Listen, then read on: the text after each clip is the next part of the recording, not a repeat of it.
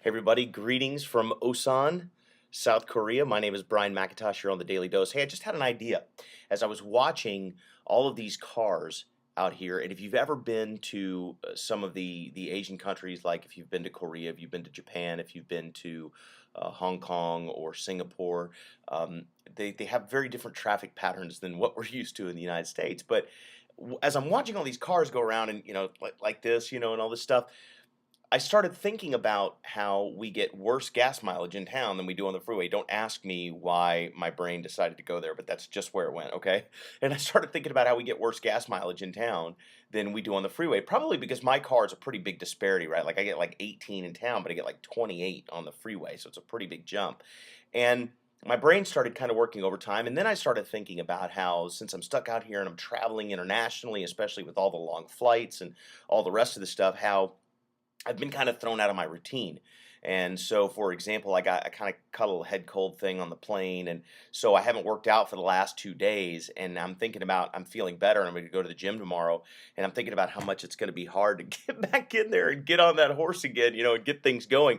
And all of these ideas kind of collided into one general thought. And here's what it is: we hear all the time in personal development books and in audios and things how we need to be consistent. You got to be consistent, always got to be consistent. And I think really the key to understanding the importance of consistency is to know why. Like, what's the big deal about consistency? And here's what it is. The reason why your car, and we all know this, by the way, this isn't education, right? This is just a reminder. But the reason why your car gets better gas mileage on the freeway than it does in town is because it's not stopping and starting all the time, right? It's maintaining one constant speed. You get to 60, 65, set the cruise control, and the car's getting the best economy it's going to get because an object in motion tends to stay in motion and an object at rest tends to stay at rest. That's a basic fundamental law of physics, right?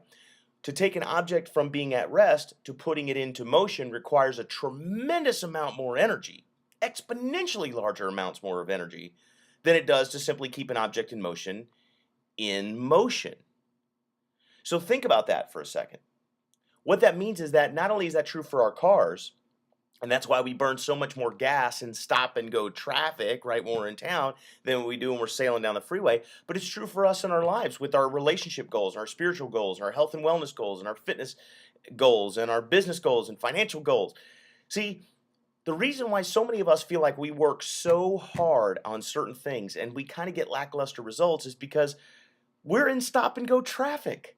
We do this thing where we work really hard on it for a week or two and we don't begin to see a whole lot of results. And so we throttle back and kind of take a break for about a week or two. And then, oh, I really should get back into that. And so we kind of get back into it again.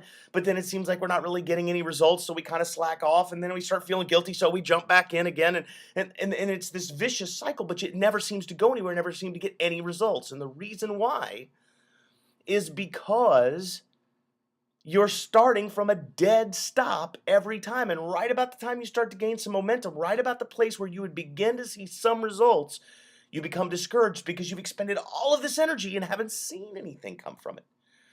It's the same thing is true in your car, right? Now, unless you've got like some 500 horsepower, like muscle car or something, right? In our cars, we hit the gas, the RPMs go way up, and the car begins to accelerate. But there's a bunch of fuel and stuff going out the back. The RPMs are way up. The motor's working really hard, but the car might only be going 2 or 3 or 4 or 5 miles an hour. Now, obviously, it's accelerating, okay?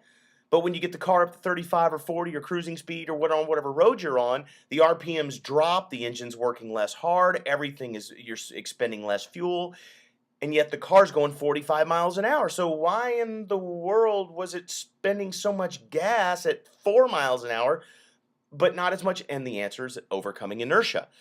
In our lives, we have to overcome our own inertia as well. We have to overcome the inertia of our habits and the inertia of our routines and the inertia of being knocked out of our cycle or out of our habits or out of our routines, okay? This is inertia that we must overcome. So here's my advice to you. If you're taking on a new endeavor or if you're in the process of working on an existing endeavor, do not take your foot off the gas just because you're not seeing the level of results that you would hope to have been seeing at this point.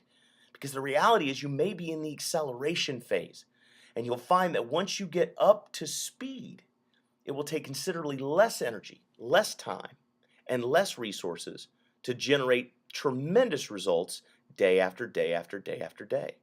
But you got to get up to speed first. And that'll never happen if you stay in stop and go traffic. That's the dose.